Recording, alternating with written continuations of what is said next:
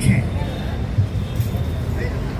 So, yung mga merchant po, ito po pagbebenta. Mag-uumpisa na po ang ating programa. Tara po tayo dito sa harap. Thank you. Oh, sige. Hey, ayun o, sabay. Hey, God first video to. Hison Brothers, mga kababayan. Market Director at si Councilor JB Hison with Sir Bambi. Siyempre, ang dalawang idol ng market. Yung, sabi nito, kumisip na lang ako. Ayun! Pumunta rito, nakabili na ako ng prutas. Bossy! Hello, good morning! Kasi nakakatawa eh, yun sa Maynila, syempre, bilang kapitolyo ng Pilipinas. Pag na, tinutulungan din natin yung mga ibang probinsya natin. Kaya ito, yung mga tiga Mindanao, nagpunta rito, yung mga prutas nila. Tapos isa sa mga pinapapromote sa atin, yung local premium rice.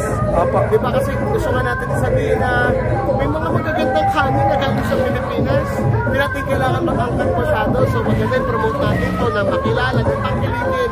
Tapos nandiyan din yung mga prutas natin masasarap. Ang dami ditong durian. Bumili ako kanina marang. Isang dami kaya yung mga residente natin kung gusto yung mga kalidad na prutas. At the same time, tinutulungan natin yung ating mga kapatid sa Mindanao. Farmers. Diba yung mga farmers natin sa Mindanao, matulungan na rin. At the same time, pumunta po kayo ngayon dito sa Cardilla. Agad na o hanggang October 17, kaya agad next week. So marami pang panahon, sana puntahan nyo ito. Tangilito natin, may sahod. Oo, sakto. Oo, tama-tama sahod. Naka-timing. Ayun o, kababae. Pero kung may abutan pa kayo, kasi hindi pa nga nagsisimula, nagkakapakyawan na. Nagkakapakyawan na. Maubusan yata tayo ng durian. Intention bumili. Pumunta kayo, ang daming free taste dito. Meron hindi ko alam yung pangalan ng prutas. Pero yung labas, pagbukas mo sa loob, Cory. Awal sa yung pangalan niya, medyo ano yung malasura eh. Chang ko sa parang... Ano pangalan? Hindi, ang hirap pangalan na. Chupa. Ayun, mamaya mga kababayan, mamaya i-witness natin yung mga councilor tahantin, tapos si Yormisco, tsaka si Vice G. Yan. Free taste! Ayun, free taste. Nakauna na si Cosi. Cosi, thank you po. Salamat po, salamat.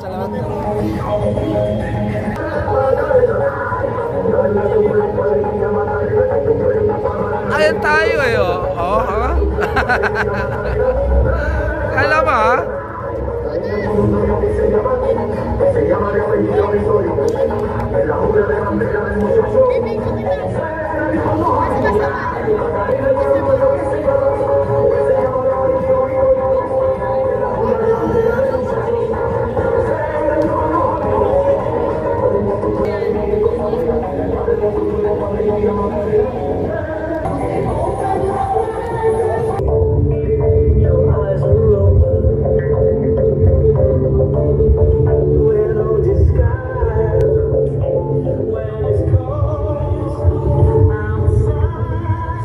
Eng seafoods.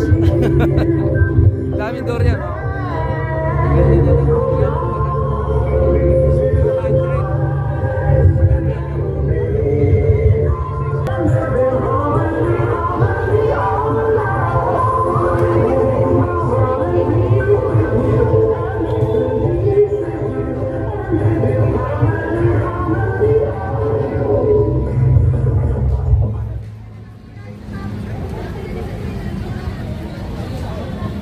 Mahaba pala.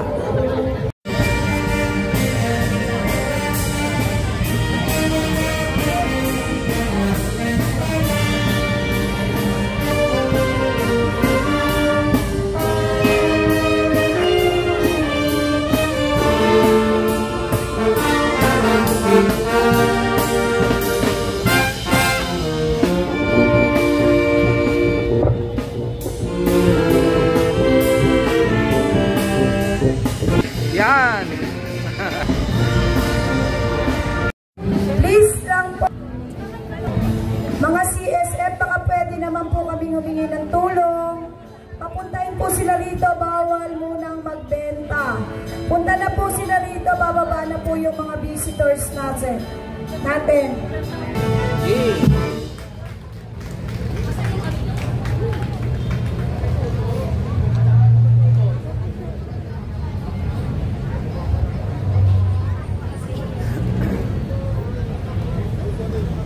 Wala naman makipagsiksikan. Hayaan ko lang. Against the light eh. Ikaw, bahala. Okay na din sa akin sa'yo. Okay na sana nakasolve mo.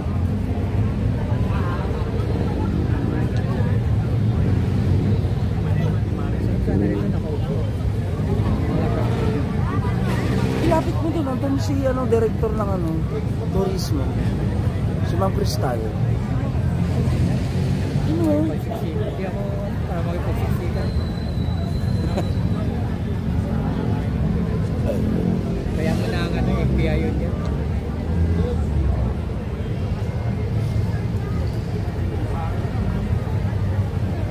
Ito kita mo lahat. Si Baishi. Si Baishi, yun.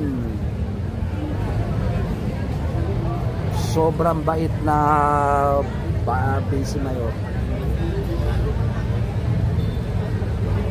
Tuwa ako nga. Pasok kayo sa office. Akala ko naman papa-interview. Pala, yung pagpasok, dami nakalatag na pagkain, dinala na makakalitan. Kumain kayo dyan, mamaya na kayo magtrabaho. Kain kayo. Kailan? Kapon. Kain kayo yan. Akala ko magpapa-interview si Vice. Tuwan-tuwa ako eh. Pasok kami sa office yun. Pala kain.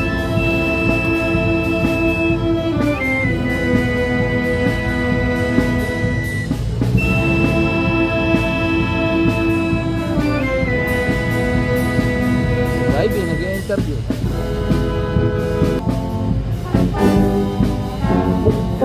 Vice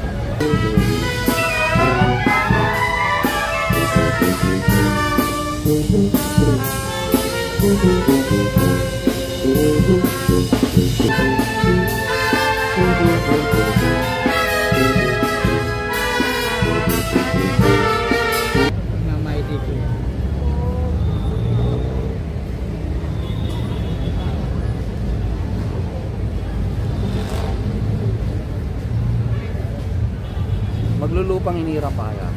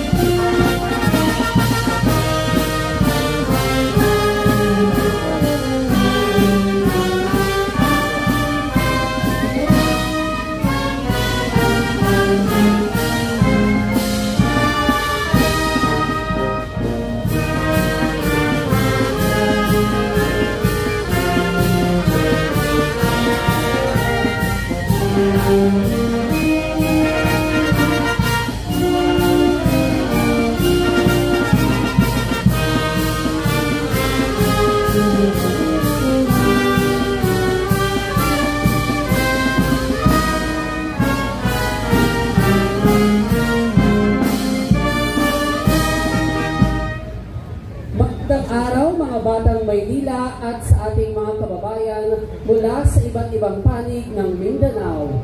Welcome to the Mindanao Fruits and Food Festival 2025 here at the historic Cartilla ng Katipunan. Ngayong araw, pinagsama-sama natin ang lasa, kulay at kultura ng Mindanao. Isang rehiyon na tunay na mayaman sa likas na yaman, masasarap na prutas at lutuing Pinoy. Mula sa malasa at mabangong durian ng Davao hanggang sa matamis na lanzones at mangustin ng Northern Mindanao. Lahat ng yan ating matitikman at masisilayan dito mismo sa puso ng Maynila, ang Cartilla ng Katipunan. Ang pagtitipong ito ay patunay ng ating bansa, bagamat iba-iba ang pinagmulan, may iisang layunin, ang itaguyod ang lokal, ipagmalaki ang sariling atin at pagyamanin ang kultura ng pagkakaisa.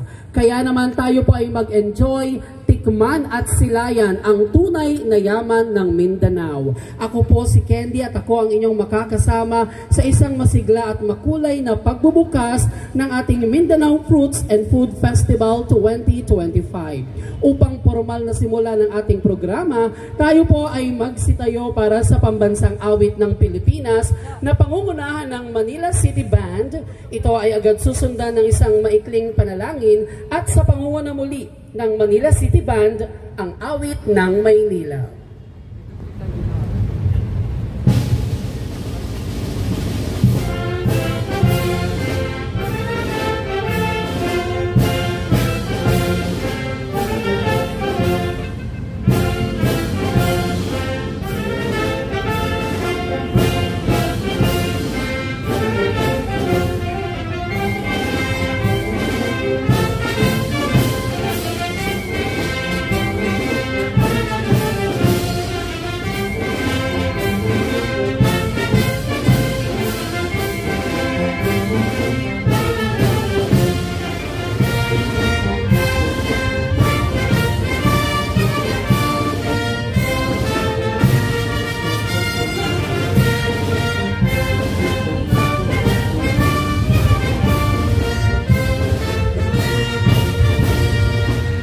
Ilagay natin ang ating mga sarili sa presensya ng ating Panginoon.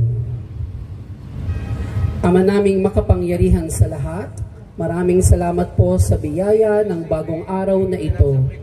Salamat sa pagkakataong magtipon-tipon kami dito sa Cartilla ng Katipunan upang ipagdiwang ang kasaganaan at kagandahan ng aming bayan, lalo na ang mga biyayang nagmumula sa Mindanao.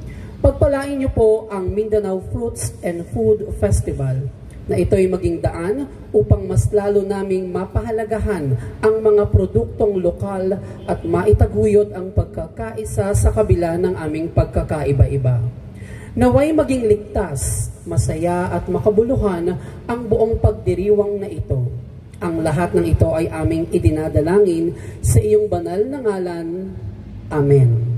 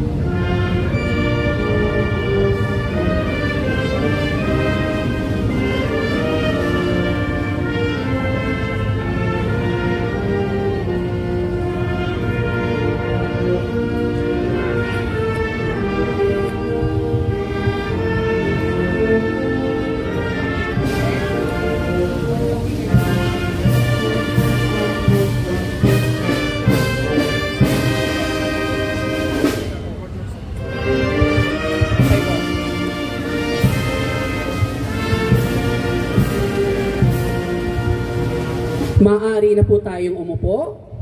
Muli po, isang magandang umaga po sa bawat isa. Maaari po ba ako makahingi ng isang malakas na palakpakan dyan? Maraming salamat po. Bago po tayo magpatuloy, I would like to acknowledge the presence ng ating pong mga panauhin. We have our Department of Agriculture Assistant Secretary, Attorney Genevieve Valicania Guevara. We also have our CEO of Engseng Food Products, Mr. John Tan. Chief Delegate ng Gansu Commercial Office of the Philippines, Mr. Zifang Shi. We also have our officer in charge ng City Planning and Development Office, Mr. Mark Richmond De Leon. At upang formal na buksan ang ating makulay na selebrasyon ngayong umaga, narito po upang magbigay ng kanyang mainit na pagbati ang masigasig na tagapagtaguyod ng mga proyektong pangturismo at kultural dito sa ating minamahal na lungsod, the Officer in charge of Department of Tourism, Culture and Arts of Manila, Ms. Cristal L. Bagatsing.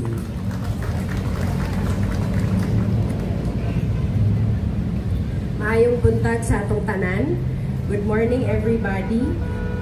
We'd like to say thank you, Secretary Manny Piñol, of course, our dear Mayor, Isko Moreno Domagoso, and Vice Mayor Chia Atienza, and to all our guests mula sa market, of course, our Director, Joey Hison, and to everybody here, magandang umaga po sa inyong lahat.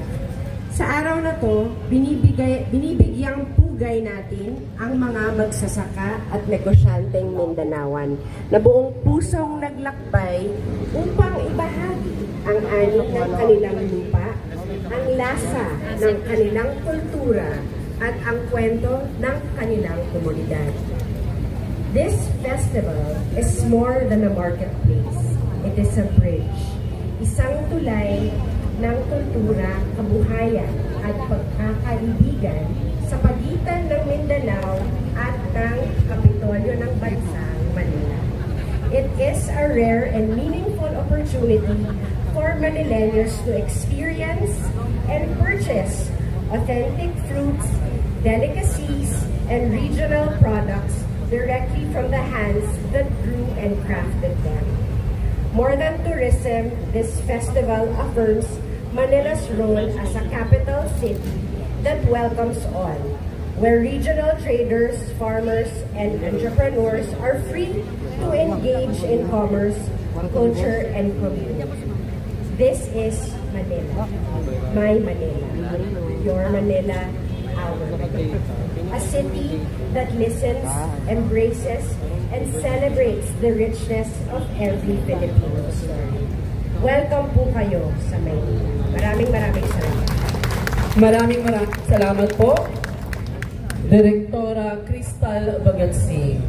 At ibibigay ko naman po sa inyo para sa kanyang mga pananalita ang Direktor ng Market Administration Office, Honorable Joey S. Hizon III. Big fans. Distinguished guests, our Honorable Mayor, Vice Mayor Chia Atienza, to the Department of Agriculture, and to everyone, magandang umaga po sa inyong lahat. Kami po, sa hanay ng mga kamputi kong pamilya ng Lungsod ng Maynila, ay welcome po ang mga partners natin from Mindanao.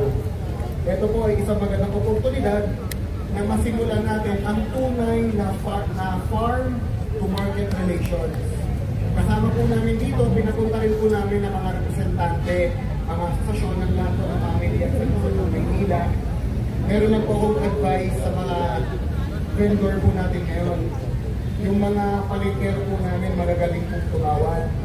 Baka naman po pwede, maganda po yung presyo na may bibigay na sa kanila. Dahil ang kanila pong aangkatin sa inyo ay siya rin pong ibebenta nila sa aming mga pamilihan na para rin maging mas mababa po yung presyo para po sa mga maliliit.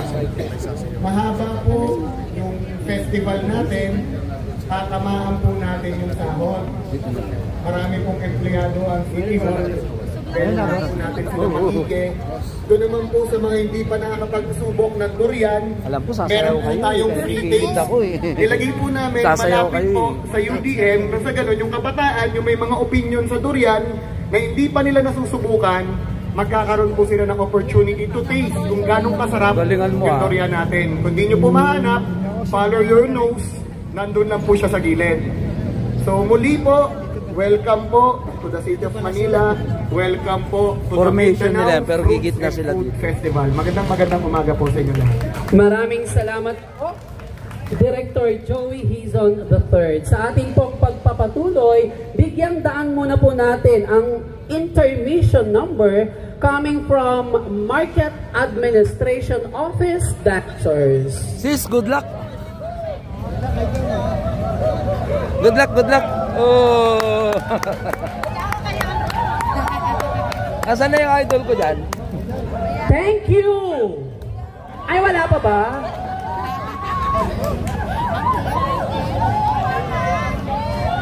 Wow, ang daming fans. Sana all. Kaya pa po ba natin today?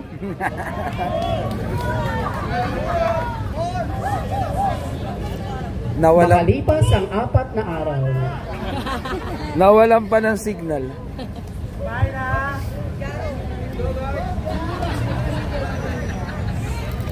Nawala to. Nawala. Okay na yan. Charot. Nag-lock.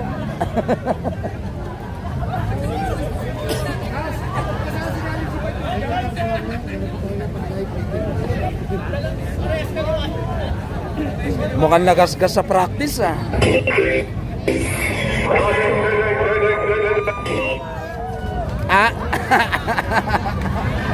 Once again, Mau Dancers!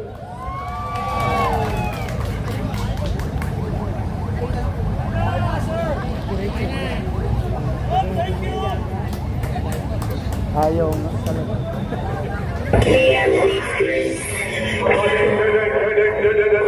Ba't kasi nirecord mo?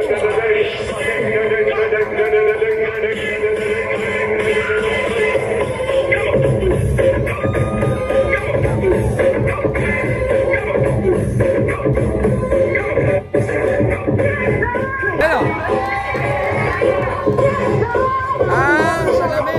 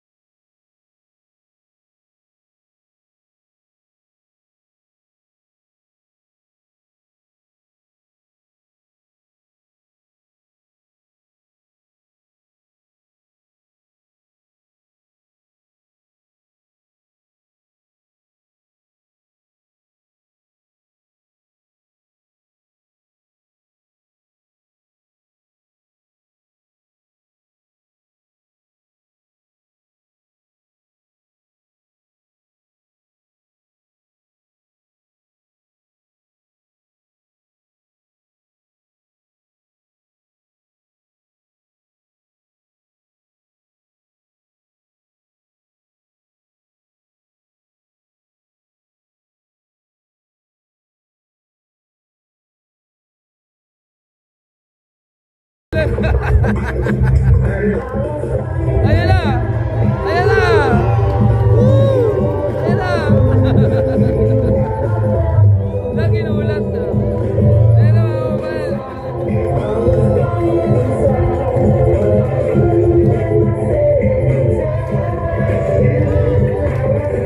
Yun!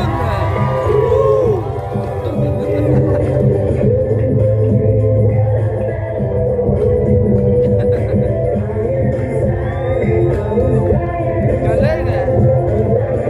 Galing ako dito! Thank you so much. Palakpakan po natin ang mga senior citizen ng market administration. Charot lang. Maraming salamat sa inyo. Maraming salamat. Kailan yung performance nyo? Para saan yung practice? Palakpakan naman po natin ang market administration office dancers. Panapanahon lang yan, sabi ni Mayor. Maraming salamat muli sa inyo. At this point, ladies and gentlemen, our next guest is a true champion of Philippine agriculture. Isang tunay na Mindanaoan na buong puso ang serbisyo para sa mga magsasaka at mangingisda ng ating bansa. He is a farmer, a leader, and a visionary public servant who continues to inspire growth and self-reliance in our agricultural communities.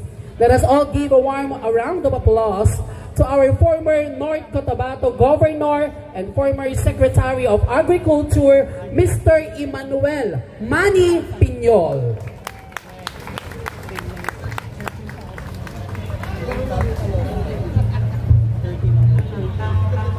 Magandang umaga po sa inyong lahat.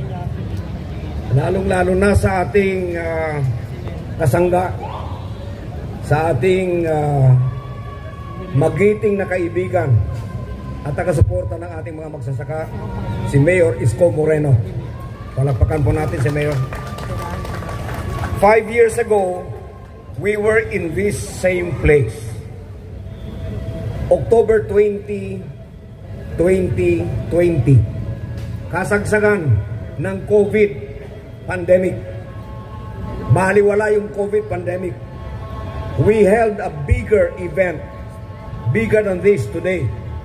Pero understandably, at that time, I was the Secretary of the Mindanao Development Authority. Ngayon, hindi po kalakihan ang ating event, pero very meaningful itong event na ito. Sapagkat pinatunayan natin na ang ating advokasya sa pagtulong sa ating mga magsasaka does not need an official position. So today, I would like to, from the bottom of my heart, give thanks to Mayor Isko Moreno for his continued support to the farmers, not only of Mindanao, but of the whole country. Gusto ko lang po maintindihan ninyo na itong Mindanao Fruits and Food Festival is not just an event where we sell products from Mindanao. Ito po ay isang programa na naglalayong maikabit, maiconnect yung ating mga producers from the far-flung areas of the country to the main trading center, which is Metro Manila. I would like people to understand this. Ang Pilipinas ay hindi ordinaryong bansa. We are a country of 7,400 plus islands. At ang natural barrier natin sa ating marketing ay ang mga isla. Alam ba ninyo na sa Basilan, ang isda na dinadaong ng ating mga mangingisda, binebenta lang ng 50 pesos ang kilo. Pagdating dito sa inyo, 300, 350. Why? Because of the distance. Because in between the market of Metro Manila and the ports and piers of Mindanao, 10 mga traders and middlemen ang naandyan. Kaya ang gusto nating mangyari ngayon, itong event na ito will link our producers to the buyers of Metro Manila. And I would like to introduce to you yung dalawang farmer leaders natin na kasama natin ngayon, si Noel Tolentino at si Dan Bolos, mga rice farmers, sapagkat gagamitin ko na itong pagkakataon na ito, Mayor, para i-anunsyo sa buong kapuluan ang pagtulong ni Mayor Isko Moreno sa ating mga magsasaka ng palay. Ang presyo ng palay ngayon, 10 piso ang kilo. Umiiyak ang mga magsasaka. Samantalang ang bentahan ng bigas sa palengke, 40 mahigit. Rule of thumb, kung magkano ang presyo ng palay times 2, yun dapat ang presyo ng bigas. Ibig sabihin, kung 10 piso ang kilo ng palay, dapat 20 lang ang bigas. Inversely, kung 40 ang bigas, dapat 20 ang palay. Bakit nagkakaganon? 10 ang palay, 40 ang bigas. Sapagkat in between, ang daming mga traders and middlemen, and right now the rice cartel is controlling the rice industry of the country. So kanina kinausap namin sa Mayor Isko Moreno, pakitulungan natin yung ating mga rice farmers. 3 bagay. Number 1, Mayor, baka pwedeng kung meron kayong mga rice allowance sa inyong mga empleyado, baka pwedeng bilhin na natin sa ating mga Pilipinong magsasaka. Masarap, 160, Jasmine, Denurado, locally produced, walang chemical, diretso naming ibibigay sa inyo. Mas mura kaysa imported na bigas. Number 2, sabi ko kay Mayor kanina, baka pwedeng tulungan mo yung ating mga magsasaka. Nakausapin natin yung mga lalaking korporasyon na nagbibigay ng rice allowance sa kanilang mga empleyado. Baka pwedeng yung ating mga magsasaka na ang direktang magsusupply. At pangatlo, baka pwedeng bigyan natin ng pwesto yung ating mga magsasaka sa palengke ng Manila para sustained operations. Bigas Pinoy. At alam nyo ang sagot ng ating butihing Mayor? Approve. Isang malaking bagay ito. This is a historic day for the Filipino rice farmers. And if you would ask, bakit naintindihan ni Isko yung problema ng mga magsasaka? Kinuwento niya sa akin. Bata pa siya, batang tondo, dumadayo sa Bataan para mag-harvest ng palay. Tapos, naka-cover lahat dahil Makati daw yung palay. Nagigiik ng palay, nag-harvest ng palay ang batang Isko Moreno. Pero sabi ko sa kanya, hindi ka ba napansin ng mga anak ng mga asyendero na mistisong taga-harvest ng palay? Sabi hindi, naka-cover kami ng t-shirt eh. Pero panay daw ang tingin niya sa mga gandang anak ng mga asyendero. Wow.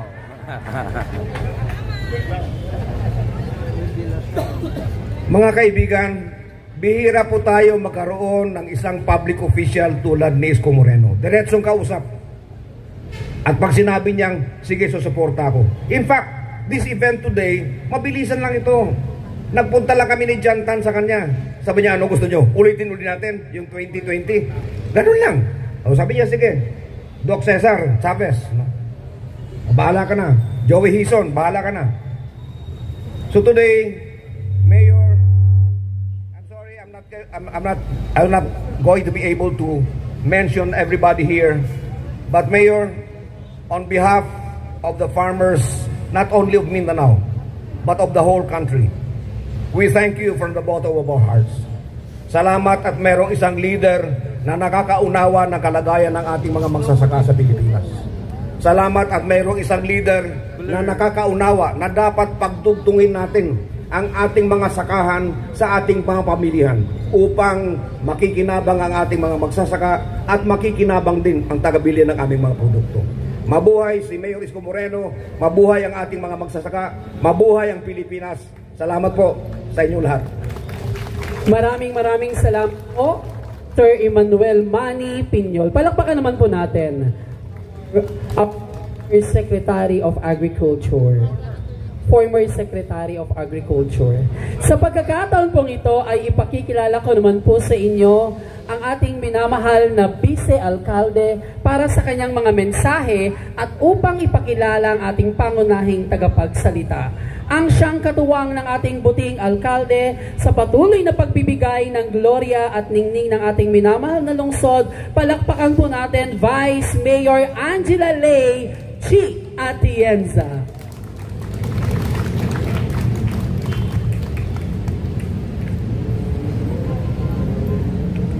Magandang umaga po. Kamusta po kayo? Tama yung sinabi ni Director TJ Hison kanina, follow your nose. Dahil nung ako'y naglalakad papunta dito, ang sinundan ko yung amoy ng durian. Paborito ko po yun, kaya alam ko magiging magandang araw ko ngayon. Pero bago po ang lahat, gusto ko muna bumati sa ating napakagaling na alkalde si Yorme Isko Moreno Dumagoso, ang former North Cotabato Governor and Agriculture Secretary, Sir Manny Piñol. Welcome to Manila, sir. Ang ating napakagaling na DTCAM OIC Head na si Crystal Bagaching. Magaling po yan. Araw-araw, hindi rin niya natutulog para lang gumawa ng mga events dito sa Maynila. Director ng Market Administration Office, si Direk Joey Hizon. Mr. John Tan, CEO of Engseng Food Products. Mr. Z Fangshi, Chief Delegate na narito kasama natin ngayon. Attorney Genevieve Velicaria Guevara, Department of Agriculture Assistant Secretary, and of course, Director ng CPDO, Direk Mark De Leon. Alam nyo, nung panahon po na kami ng ating alkalde ay nangangampanya, ang sinabi niya talaga gusto niya ibalik ang minimum basic needs sa buhay ng mga Manilenyo. And I know that today's event actually supports that. Because nung kanina tinatanong ko siya kung anong purpose niya for enticing and allowing such activity here, ang sinabi niya dahil gusto niya na bumaba ang presyo para sa mga Manilenyo dito sa Maynila. And that also adheres to Sustainable Development Goals number 1, which is no poverty. And it's also my personal advocacy dahil pag-ikot ko po sa Maynila, ang nakita ko talaga, kailangan lahat ng mga Manilenyo tumangos ang kanilang mga ilong na sila ay mga Manilenyo dahil namumuhay sila ng tama. But nevertheless, I am here to introduce to you a man who I know all of you love already. But, alam nyo, yung tambalan po namin ng ating alkalde, nag-umpisa nung ako ay bata pa. Batang-bata pa po ako noon, ngunit siya ay 23 years old na noon. Dahil ng mga panahon na yon, ako po ay tumutulong sa aking ama nung siya ay tumatakbo bilang alkalde ng Maynila. Siya naman po ay tumatakbo bilang konsehal ng Maynila. At doon ko po nakita ang kanyang puso na tapat, na kahit anong hirap na ininde niya o pang-aapi mula sa iba't ibang mga tao, siya ay tumayo para sa buhay ng mga Manilenyo. Siya po ay naging isang magaling na vice-alkalde, ang pinakamagaling na alkalde ng Maynila. Ngunit huwag niyo akong isusumbong sa aking ama. Ang ating alkalde na napakagaling na hindi kahit kailanman natulog dito sa first 100 days. Ibibigay ko na po ang mikropono sa ating pinakamamahal na si Yorme Isko Moreno Dumagoso.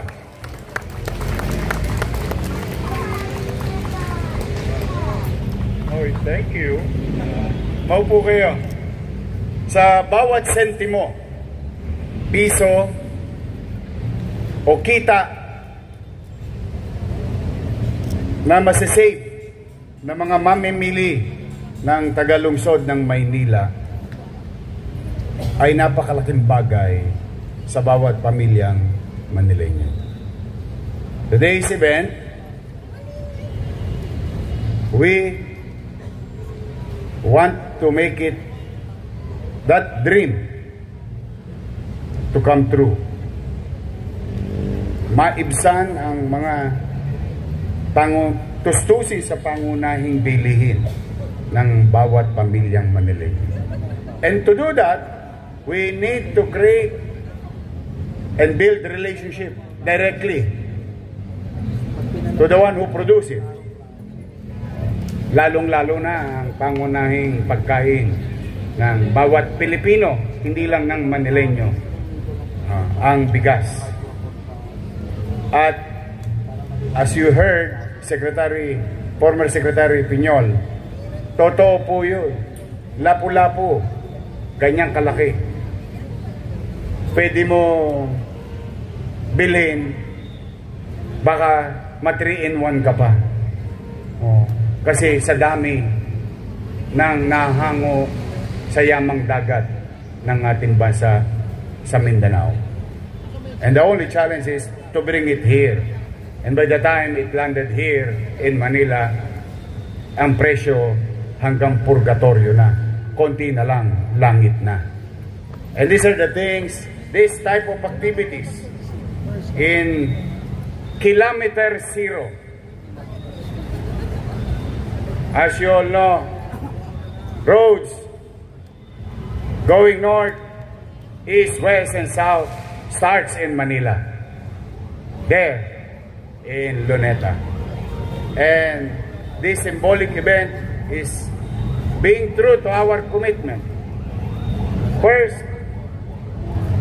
on our biases as consumer in Manila, to protect the interests of the people of Manila, makatipid, makamura, makasariwa. Sariwang prutas, gulay, isda, at anumang pangunahing bilihin sa pangaraw-araw na pangangailangan ng bawat pamilyang Manileño. Second, to help and inspire the farmers that there are still some individuals like Manila, like local government of Manila, believes in them and supporting them in our own little way.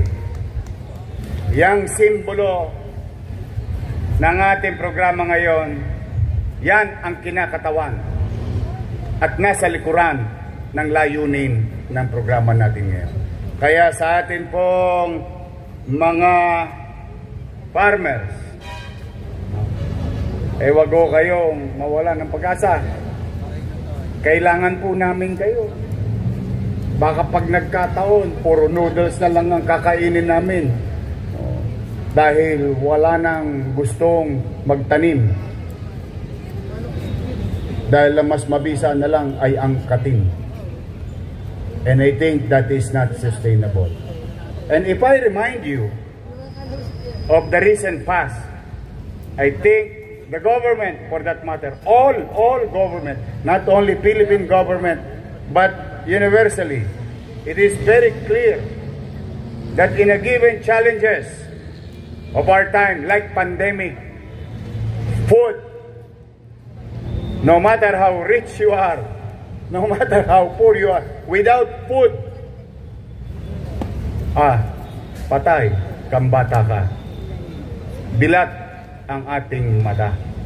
Because I remember that 2020, nobody wanted to send us the rice that we are importing. There is a lull of supply. If I'm not mistaken, that was September, October, and November of almost the last quarter. They are withholding their supplies to the country simply because there is pandemic and they wanted to protect themselves. Saan tayo? Umasa tayo sa pag-aangkat. Nangailangan din sila. Masisisi ba natin si Vietnam? Masisisi ba natin si Thailand? No.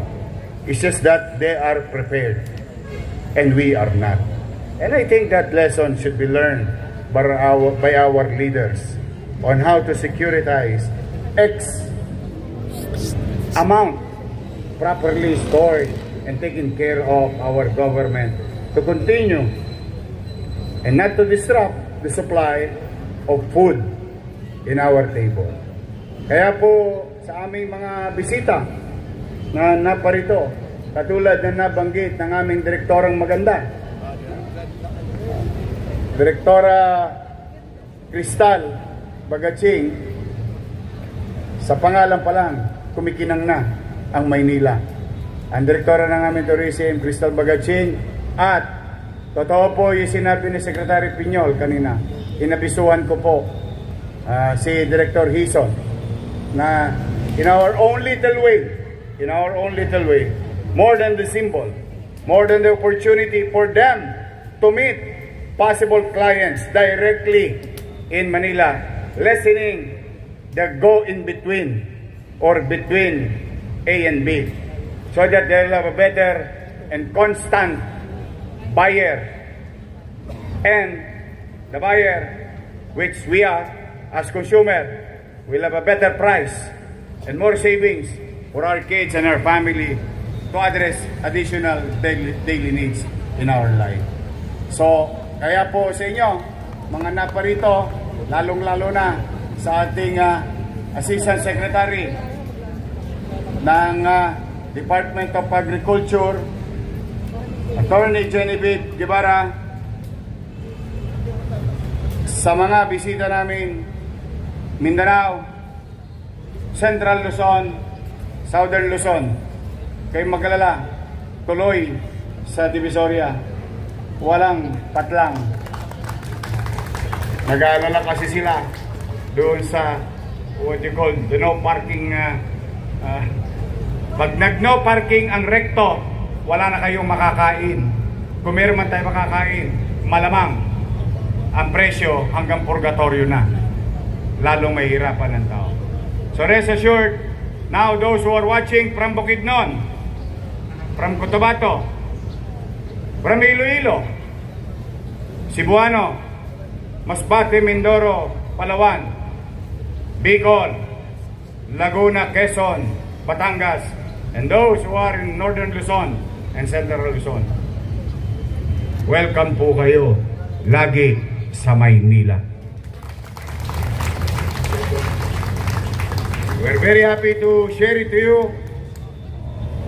One of our local government unit in the country who shown their talent and skills from Liliw, Laguna. Naku, tuwan-tuwa yung mga nanay dito. Nakadali ng mga magagandang sapatos. And I'm happy for them. Ang benta nila, umabot din ng purgatorio. Mura, maganda, matibay, gawang Pilipino, gawang probinsya, ibinenta sa Maynila. Kumita sila ng maayos at marami pa silang nakilalang posibleng customer.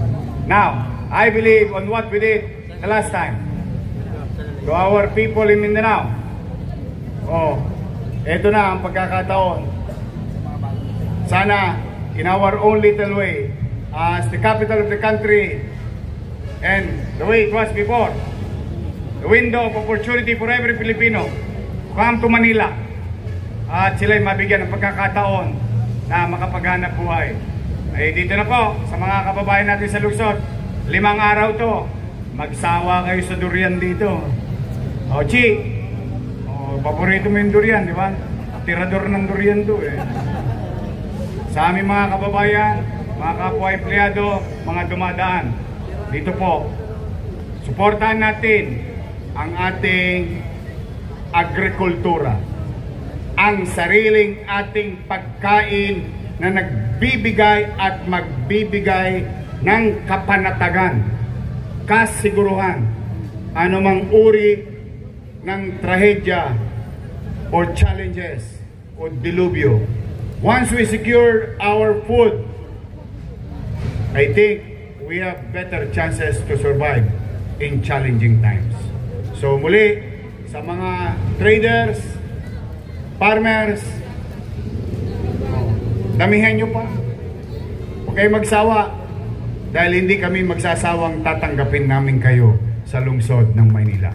Mag-iingat kayo, pagpalain nawa kayo ng buong may gabay. Maraming salamat sa oportunidad na ito. Manila, God first. Thank you. Maraming salamat po. Muli po palakpakan po natin ang ating minamahal na alkalde, Yorme Francisco Isko Moreno Domagoso. At this point, samahan niyo po kami para po sa ribbon cutting ceremony. Kasama po ang ating pong butihing Vice Mayor, our Assistant Secretary of Agriculture, ang ating mga panauhin,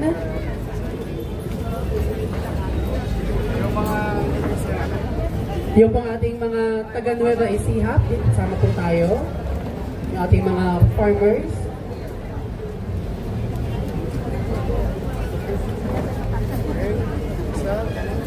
Okay po, samahan niyo po ako magbilang in 5, 4, 3, 2, 1. Opisyal na pong bukas ang Mindanao Fruits and Food Festival.